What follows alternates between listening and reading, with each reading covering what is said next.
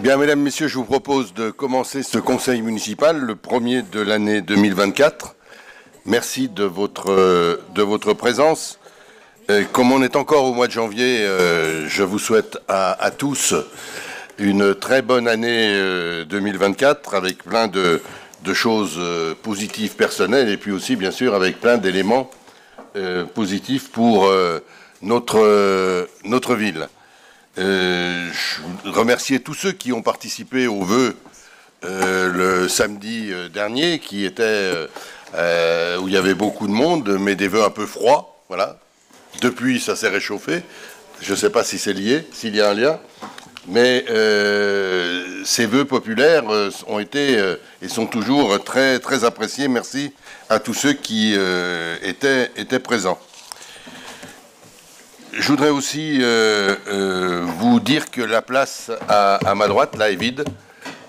Est vide parce que c'est la place du DGS et que on est un peu tous embêtés parce que Nicolas Fett a des problèmes de santé importants. Il va être absent pendant sans doute plusieurs semaines. On lui souhaite bien sûr un prompt rétablissement et bien nos DGA qui sont derrière vont assurer avec tous les services, comme on le fait habituellement. C'est la capacité à assurer la continuité du service public et on sait que chacun le fait avec un dévouement et un engagement extrêmement important. Donc on souhaite à Nicolas un prompt rétablissement et on lui souhaite un retour rapide parmi nous. Je voudrais aussi vous donner les procurations. J'ai Christophe Borel pour Amine Mehdi. J'ai Sylvie Méline pour Louise Alounis, j'ai Céline Munier pour Frédéric Gaillard, Jonathan Naville pour Julien Beauchot et Hernan Urzua pour Dominique Lachenal. Voilà les délégations. Je vous propose de désigner un secrétaire de séance. Dominique, merci. Je vous propose d'approuver le PV de la séance du 14 décembre. Est-ce qu'il y a des remarques sur ce PV du 14 décembre? Merci de cette approbation unanime. Et puis, il y a, comme chaque fois, les décisions prises en application de l'article 2122-22 du Code général des collectivités qui vous sont proposées. Alors, je pense que M. Gaconnet va poser une question. Je vais lui laisser volontiers. Et au-delà de cette question, je rappelle qu'à la direction générale, et DGA, si vous avez d'autres éléments, ils pourront vous les apporter. M. Gaconnet, je vous laisse la parole. Oui, bonsoir à tous. Mes meilleurs vœux à toute l'Assemblée également. Oui, en fait, ça fait 10 ans que je fais partie de la commission d'appel d'offres et lors de celle du mois dernier, je n'ai pas pris part au vote, ce qui est la première fois en 10 ans. Et je tenais ici aussi à m'expliquer, puisque c'est aussi la place du conseil municipal où on peut exprimer ses positions. Je veux bien évidemment parler de la décision du 4 janvier qui concerne la mission d'assistance pour la formalisation et la conduite de la démarche prospective d'Annemasse 2050. J'ai refusé de prendre part au vote pour la simple et bonne raison que, pour moi, c'est un point extrêmement politique, dans le sens où on pourrait imaginer que le contribuable annemassien pourrait payer une partie de la campagne électorale de 2026 de la majorité en place. La somme n'est pas anecdotique puisqu'elle est de 197 000 €, soit 2,5 fois plus que ce qu'avaient préconisé les services, ce qui d'ailleurs n'est pas sans peut-être poser des problèmes à nos services et créer un précédent en la matière. Voilà, donc j'ai refusé de prendre part au vote, clairement parce que je ne cautionnais pas cette dépense et surtout la façon de procéder et de devoir faire appel à un cabinet parisien. Moi, je me mets un petit peu à la place des Annemassiens qui ont vu leurs impôts augmenter en 2023 et voir une telle somme, quasiment 200 000 € dépensée pour savoir ce que sera Annemasse en 2050, ça me paraît un peu disproportionné, d'autant plus que, monsieur le maire, vous le dites quasiment maintenant à chaque article et à prise de parole publique, Annemasse est en pleine mutation et on ne saura pas forcément ce que sera le devenir d'Annemasse déjà en 2025, alors interroger les Annemassiens en 2024 sur ce que sera Annemasse en 2050, moi, ça me paraît complètement hors propos et c'est carrément pour moi une gabegie financière astronomique. Donc c'est pour ça que j'ai refusé de prendre part au vote. Voilà, Annemasse est en pleine mutation. Si vraiment il y avait besoin d'avoir un cabinet parisien pour nous accompagner sur une démarche de prospective pour ce que serait Annemasse en 2050, il aurait été, à mon sens, et je pense que c'est le bon sens, de faire la démarche après les travaux de pétonisation et les travaux, la finalisation du tram à Annemasse. Merci. Merci pour votre remarque. Vu la position que vous avez prise et que vous rappelez, je m'attendais bien évidemment à cette question. Je vais, avant de revenir sur le déroulé, je vais revenir sur l'objet d'abord. Annemasse 2050, c'est quelque chose qui aujourd'hui est une nécessité de se projeter dans l'avenir, notamment parce que la transition écologique, c'est un mouvement qui est absolument indispensable et qui prend du temps. Nous sommes en train de travailler sur une vision territoriale transfrontalière, sur le Grand Genève, à l'échéance 2050. La ville d'Annecy et bien d'autres villes travaillent sur cette échéance 2050. Donc cette volonté d'anticiper, de regarder l'avenir, et non pas de regarder l'avenir immédiat, qui est important. Mais là, c'est nos responsabilités au quotidien. De regarder l'avenir immédiat, il faut dépasser cet avenir immédiat pour regarder aller plus loin et avoir cette capacité de discuter. Donc voilà pourquoi nous avons, mais j'y reviendrai, décidé d'engager une démarche prospective Annemasse 2050, surtout une démarche de concertation et de large expression des Annemassiens. Sur le déroulé, 6 cabinets ou groupements ont répondu à l'appel. Nous avons auditionné 3 cabinets. C'est le cheminement habituel dans le cadre de ces appels d'offres. Il y avait un partage entre la valeur technique et la valeur financière, 60% sur les critères techniques et 40% sur le critère prix pour la note qui serait donnée. On a reçu 3 cabinets qui ont été pris en charge, enfin qui ont été examinés, le cabinet AREP, le cabinet Auxilia et le cabinet Vraiment. Ils ont affiné leurs propositions. AREP a modifié à la marge sa proposition, mais était orientée très aménagement du territoire, alors que justement on voulait aller plus loin. Vraiment à reformuler sa proposition financière en développant, j'y reviendrai, une proposition extrêmement intéressante.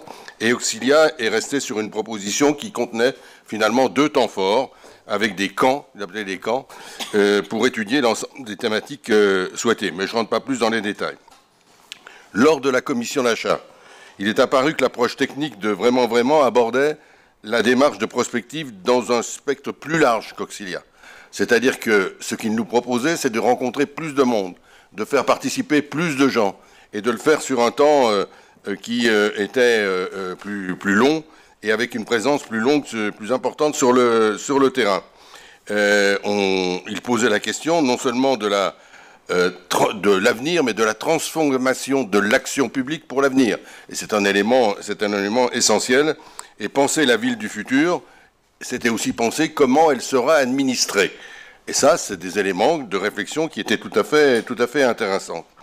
Il vraiment intègre largement la population, les élus, les agents, les citoyens, elle les associe, alors que la proposition moindre, elle, faisait désigner un panel.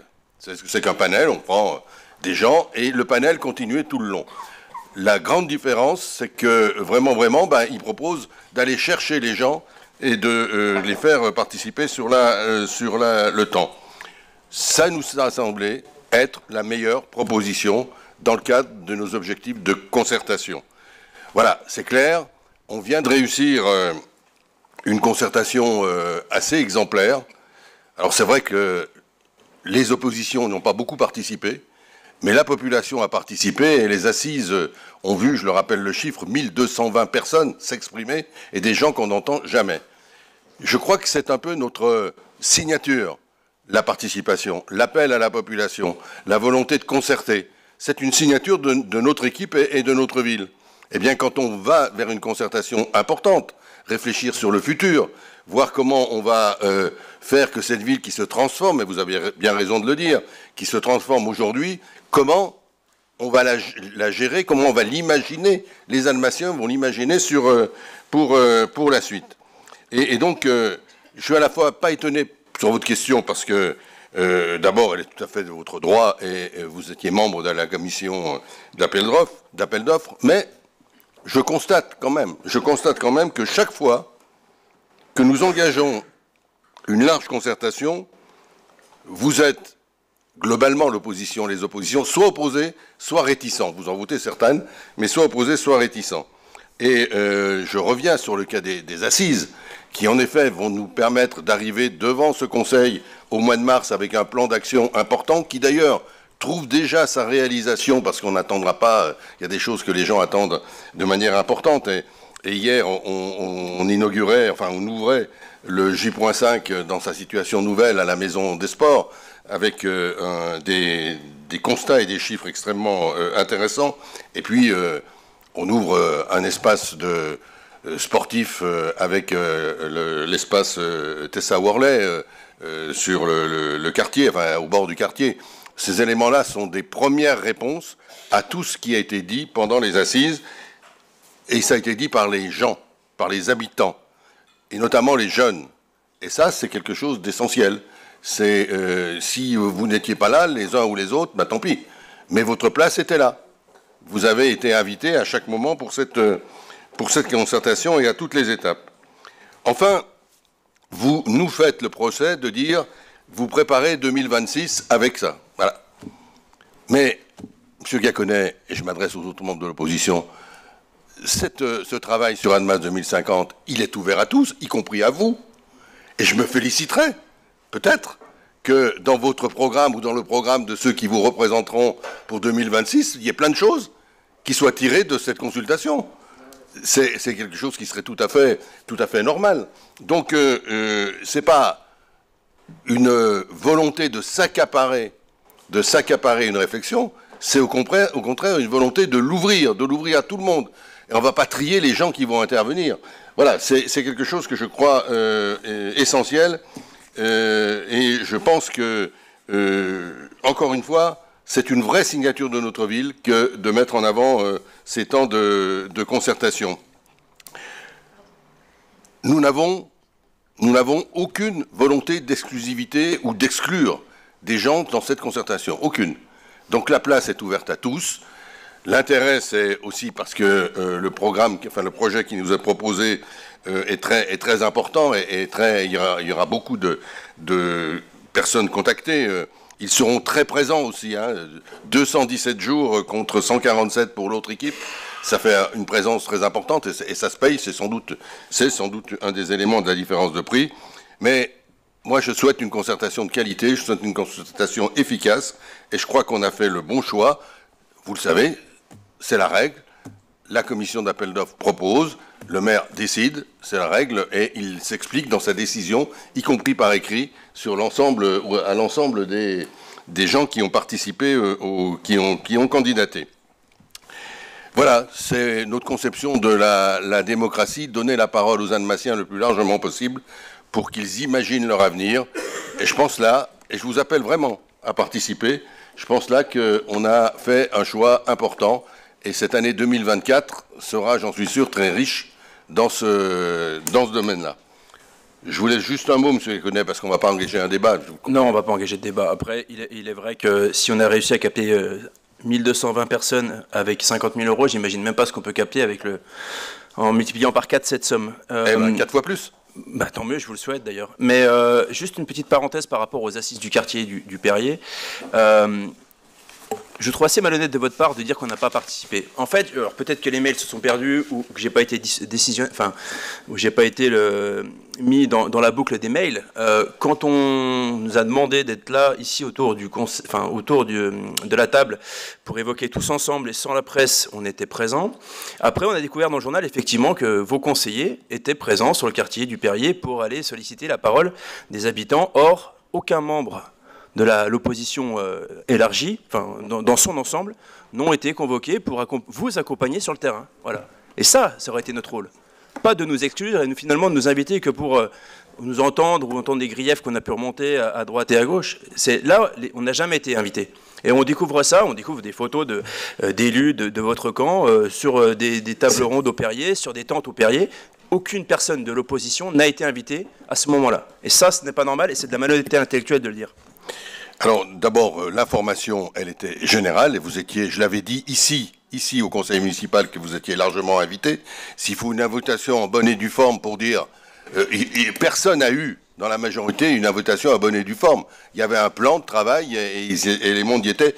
D'autant plus, M. Gacquenay, puisque vous parlez d'honnêteté intellectuelle, il y avait beaucoup de vos amis, pas des élus, mais des amis qui étaient présents et qui ont joué et qui ont tenu un rôle important, je dis. Il y a eu de vrais échanges positifs. Donc ne nous faites pas à ce niveau-là un faux procès et je vous en remercie d'avance. Voilà la réponse que je pouvais vous apporter sur ce sujet. Et si vous en êtes d'accord, je vous propose de passer à l'ordre du jour.